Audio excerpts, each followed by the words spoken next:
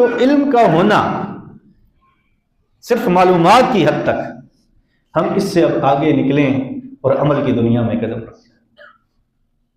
ہم رمضان میں روزے بھی رکھتے ہیں، گناہوں سے بھی بچتے ہیں، عبادات بھی کرتے ہیں، زیادہ صدقہ خیرات بھی کرتے ہیں، زیادہ تلاوت بھی کرتے ہیں، زیادہ سے زیادہ سجدے اور زیادہ سے زیادہ نوافل اور زیادہ سے زیادہ ذکر، اذکار، تسبیحات، تحلیل، تذکیر، تکبیر، ہر طرح کے ہم اعمال کرتے ہیں، لیکن رمضان کے بعد ہم چھوڑ دیں۔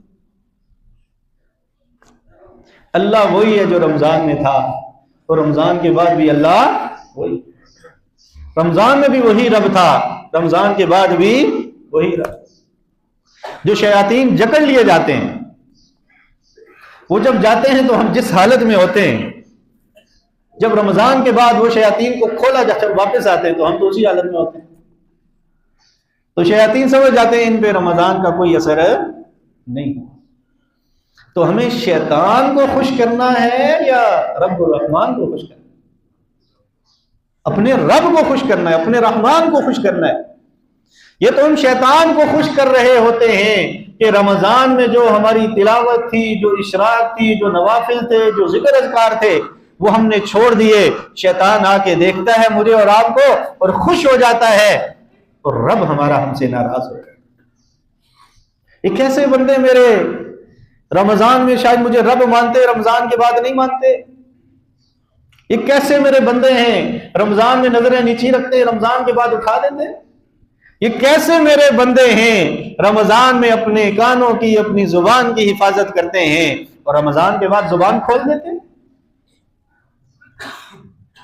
ہم اپنے رب کے بندے ہیں، ہم اپنے رب کی ماننے والے ہیں، تو رمضان کے بعد بھی رمضان والی کیفیت کو برقرار رکھنا، یہ اللہ کا رمضان بھیجنے کا مقصد ہے۔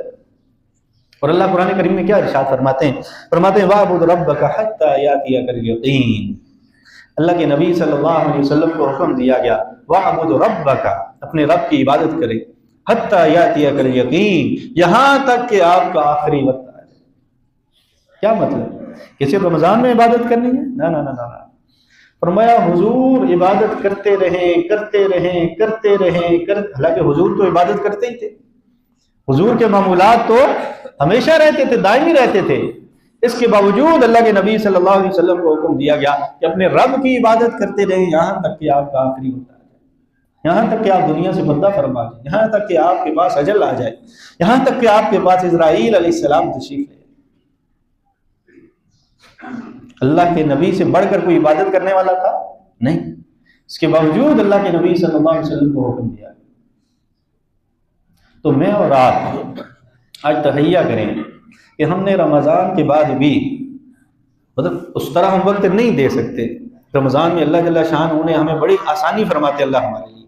اگر ہم 3 پارے 4 پارے تلاوت کرتے تھے تو کم از کم 1 پارہ ضرور ہم تلاوت کرتے۔ وہ جو معمولات تھے بے شک ان میں تھوڑی کمی آ جائے لیکن معمولات برقرار رہے۔